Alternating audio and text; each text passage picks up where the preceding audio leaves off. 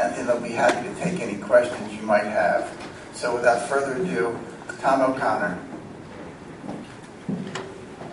Thank you, Dan. Thank you very much. And again, as Dan said, thank you for coming out on a rainy day and quick notice. Really appreciate you being here. At 9 o'clock this morning, Jim Larinaga called, and I had a very good conversation with him. And he said that he was accepting the head basketball coaching position at the University of Miami. We talked a little bit. I wished him well and understood that the reasons why he may have wanted to take that position. We're deeply respectful of Jim's wanting to do that. We're have deep gratitude for the things he's done for the university as an ambassador for the university, and all the good things and all the goodwill that he did for us in the community, and certainly with our basketball program. Basketball program started off at a lower level, and he's built it to the program that it is today, and left the program in a sense that we can build in the future and still become a factor in college basketball locally, nationally, and certainly within the CAA. So we're saddened that he's leaving. We wish he and his family tremendous luck and tremendous good graces. But we're going to get on with our search and move forward and get the best basketball coach we can for our student athletes. I'll open it up for any questions you may have. Steve. Did you, over the years, Tom, Jim had opportunities to go to bigger programs and you passed them up. Given his age, his experience, everything else, were you kind of surprised that at this point, given the situation in his contract, that this would come about? Well, early on, Jim and I have had conversations about him and his ability to coach, and I've always said that he could coach at any conference in the country. In fact, most recently I told him he could coach the Los Angeles Lakers if he wanted to. He's that good a basketball coach. So if there was a school out there that really courted him and he felt that it was necessary for him it was a good fit for him, I understood that. And I always allowed him to speak with any university or college that wanted to talk to him about coaching there. But again, we've talked early on about him being a terrific basketball coach, and he could coach at any conference or any school or even in the pros if he ever wanted to do that. He's really good. He's a good basketball coach. Can you talk a little bit about maybe in terms of the salary situation, what you guys were able to offer versus Miami, and maybe how much that kind of came into play? Well, I don't know what Miami offered him, quite frankly. My guess is it's a lot. But we were able to put together a total compensation package that was, in a good year, it would have put him within the top 5 of the mid-major coaches in the country. So we were very satisfied with what we presented to Jim. The university was very open to making sure that we could do the best that we could do, and then it was Jim's decision to whether accept it or not. But again, the package was very, very good. I don't normally cover sports, so forgive my ignorance. But what's your name? I don't know. Jennifer Donald, Channel 7. Sorry. Okay. You're recruiting right now, aren't you, for the basketball team? What's your concern that his departure will have on recruitment? Well, our 2 recruits have been signed, and Michael Huger, our assistant basketball coach, talked to them last night to say there was a possibility, and met with Michael a little while ago.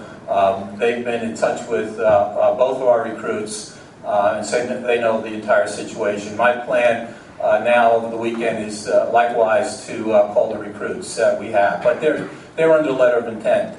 We met with our current players today. We text with them early to their cell phones so they knew that was coming.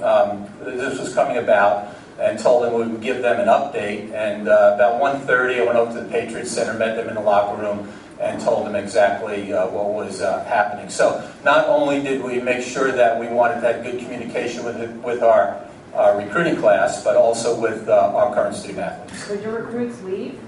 Could they leave if they're upset about this? It's interesting. My philosophy has always been that when a recruit comes to an institution, they're coming because but they love the institution, and so we just want to make sure that they still understand that that this is a terrific academic institution where they're going to get a great education, and that we're going to hire a terrific basketball coach to move us on in the future. Again, we'll be in contact with them. We'll be in contact with their head coaches and their parents. Did any of the current players you met with today express any desire to be? No, we had a great conversation. In fact, ran into Michael Morrison over in the field house, and he was on the way. Michael was very, I love Michael. He's very upbeat, and he understood Coach Larrañaga is leaving, and told him we were going to get the best coach available, and he understood that, and he looked at it in a very mature way.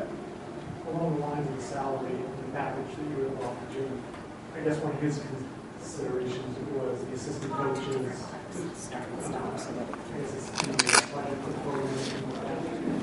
How did that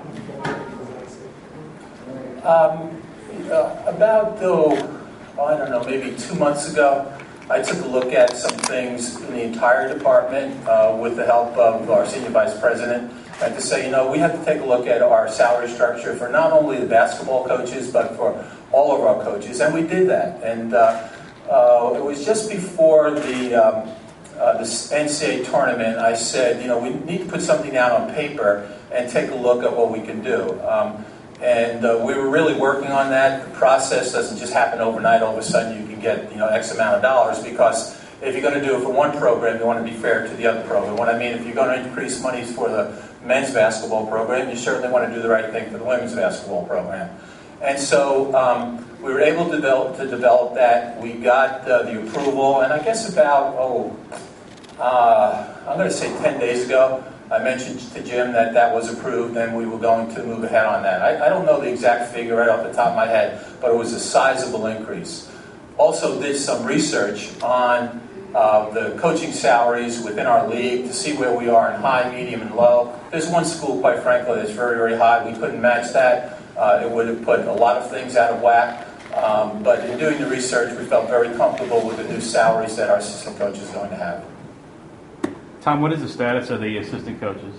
They're employees at the university now. I have not talked to Jim about his desire to keep them with him to Miami or whatever. But I spoke with them, and I told them it's status quo, move on with your workouts, do your recruiting, and we'll be with them on Monday. They're terrific people. We have 3 excellent coaches and a director of basketball operations at high quality. I'd love to see them stay around, because they've done a lot to be part of the success of the basketball program. Yes? For better or worse, an award-winning sports team can, bring more recognition around the country, around the world, that science, the award-winning science department. I'm wondering if you can assess for the athletic department or the university since 2006 what kind of impact that run had on, I talk to a lot of students around here that said, they go overseas, and people know what we're thinking about.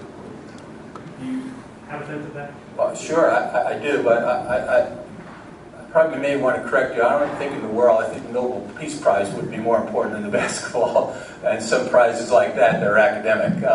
What in the basketball world and the athletic world, and visibility for the university, the marketability of our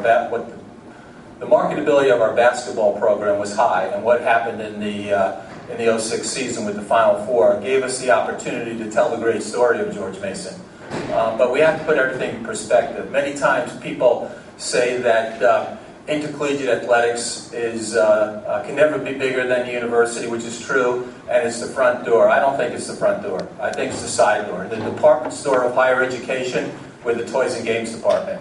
And if you think about it, the side door, when you go into a house, it's usually in the family room or the kitchen, and people are all smiling. That's how I look at it. So it gave us great visibility for the basketball program, but it didn't come in a sense that it became more important than the university as a whole. Do you feel like the success over the last 5-6 years will now, enhance your ability to attract a higher level coach than maybe years ago? Well, quite frankly, yes. I think Jim Larrañaga has a lot to do with that, because he did so well with us, and we did so well with him, in that the credibility that our athletic program has, and in particular our basketball program with Jim, is quite high. So out there in the hinterlands of the coaching fraternity, we're a high commodity, and people are going to be very interested in our program, and it's because of what Jim Larinaga did, quite frankly. He put us in the position to say where our basketball program should be, and we're going to move forward. We want to continue the success in the CAA and continue better success in the NCAA tournament. Have you got any calls yet? Oh, about 750.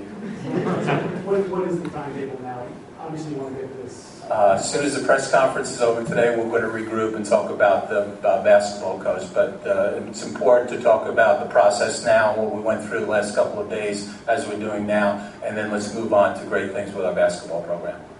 What was the reaction of the team today, since they're not really speaking, but can you, in a nutshell? He'll be his kids the rest of their lives because he's touched their lives. So I applaud him for taking the time and going back and forth from Miami to meet with them personally. You know, I know of certain situations where that doesn't happen, so that's a credit to Jim Larinaga and his ability to understand the student athlete, and we're here for more than just basketball, and he cares about them as people. I know one of the things Jim was big on was a separate practice facility. Did that play a part in any of this, and do you have any things with it? Oh, I'd love a basketball practice facility as well, and we've had a number of fundraising efforts to do that. We're still going to move forward on that, but it's interesting. I had Tubby Smith here from Minnesota and came over to the RAC. I don't know if, Joseph, you've been to the RAC, where we have a competition venue and the old Lynn gym and then other basketball courts. He said, I just want one of these. And so our basketball practice facility right now is not separate, but it's pretty darn good. And we have a great relationship with the management of the Patriot Center. Even though we own the Patriot Center, the management of the Patriot Center has been phenomenal. So if there's a show in there the night before a practice, they have the ability to turn that facility around and put a basketball floor in there by 10 o'clock the next morning. And the number of days that we're displaced from the Patriot Center is not that high. So the number of days that we need to be displaced and we're in the RAC is not the end of the world. I think a practice facility is great. I love a basketball practice facility, but you always have to take a look at your needs and your wants. Right? I want it. Maybe it's not the top need that we have in the athletic department across the board. We need a new baseball stadium. More important than we need a basketball practice facility. CBS Sports is reporting you and Jim have had somewhat of a rocky relationship, especially towards the end.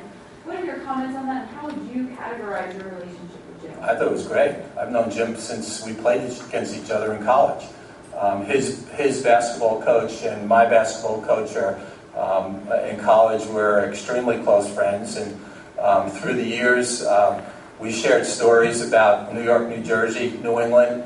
Had a great trip with the basketball players and Jim in Italy this year. That was a terrific relationship. It was. You really no truth to it being rocky towards the end. No, not at all. Any other questions? Ladies and gentlemen, thank you for coming here this afternoon. Thanks a lot. Appreciate it.